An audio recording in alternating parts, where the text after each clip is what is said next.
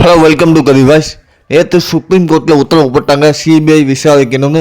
அதாவது சிபிஐ கண்காணிப்பில் உச்சநீதிமன்றம் ஓய்வு பெற்ற நீதிபதி தலைமையில் 3 பேர் கொண்ட குழு வந்து விசாரிக்கிறதுக்கு உத்தரவு போட்டிருக்காங்க. அதில் பார்த்தீங்கன்னா 2 ஐபிஎஸ் அதிகாரி வந்து தமிழ்நாட்டை சேர்ந்தவங்களை இருக்கக்கூடாது அப்படிங்கிற மாதிரி உத்தரவு போட்டிருக்காங்க.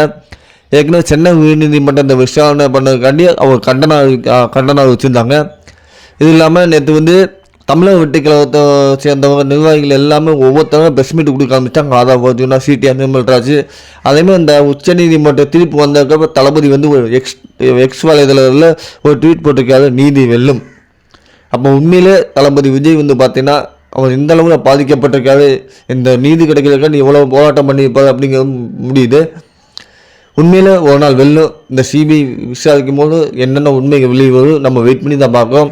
இதுக்கப்புறம் கரூர் மக்களை எப்போ சந்திக்க போகிறாங்க, அடுத்தடுத்து பிரச்சனை எப்போ அப்படின்னு இன்றைக்கி தளபதி கரூர் மக்களை சந்திச்சதுக்கப்புறம் தெரியும்.